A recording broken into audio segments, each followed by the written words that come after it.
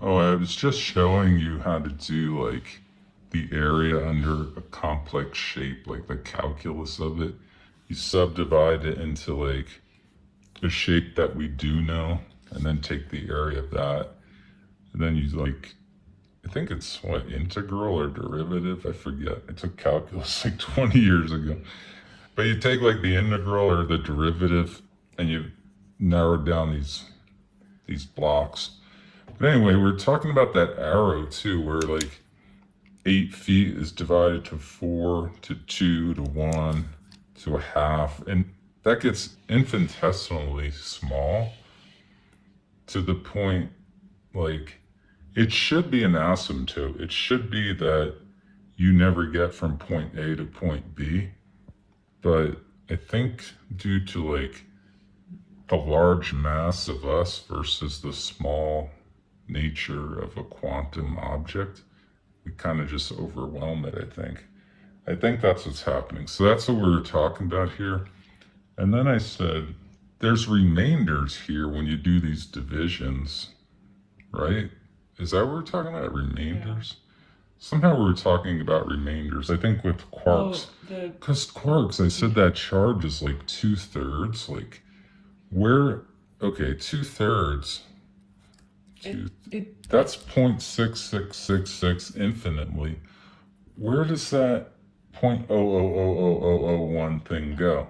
Right. And I was saying that maybe that's what dark matter is. Maybe dark matter is the remainder of the charge. Because dark matter has like an energy to it. And it makes up a lot of the universe. And I was saying in a computer program, I have training in computer programming. That's why I talk about it a lot.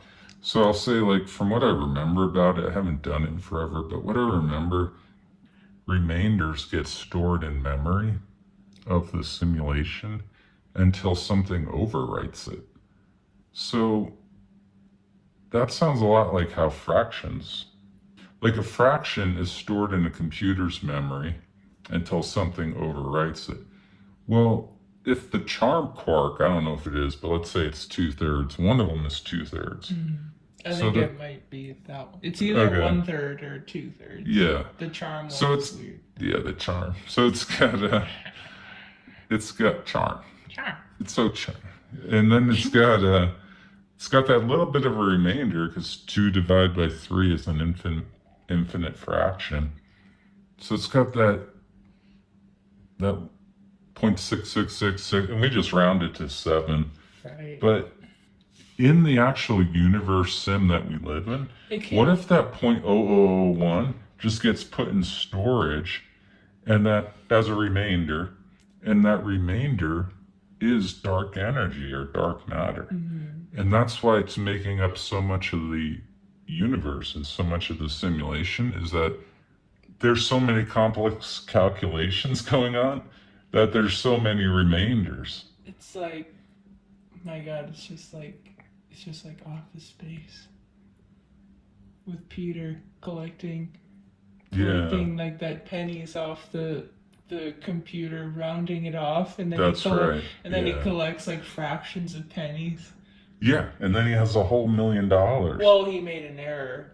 That's right. But he collected a lot. Maybe there's a lot of dark matter being collected, just like those pennies. Right. He said it's like fractions of pennies, so it's like extremely small. So he wrote a program to capture the fractions. Yep. The virus captured the fractions of pennies. That's right. So what if this program has something called, well, what if it's just storage and it's saying, okay, remainder allocated to memory storage.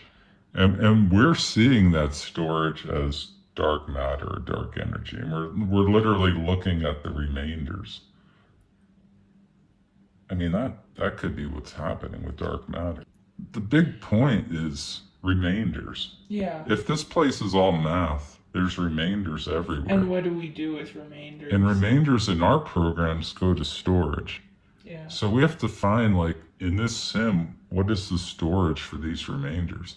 Mm-hmm. It seems like dark energy and dark matter make the most sense because I think they have like some kind of energy to them and they make up like all the energy of the universe. And it seems like, given the amount of calculations that are happening in this sim, and quarks all being one, there'd be a lot of remainders. It seems like there'd be a ton of remainders that have to go somewhere. And we know that those things, dark energy, dark matter, make up most of the universe. Well, that sounds like a great storage place for all this energy of remainders. So I'm gonna say that dark matter, dark energy, is remainders from things like the 2/3 quark. You know, that 0.01 charge has to go somewhere, and I'm gonna say it goes into dark energy and dark matter storage as a remainder. That's my new working theory.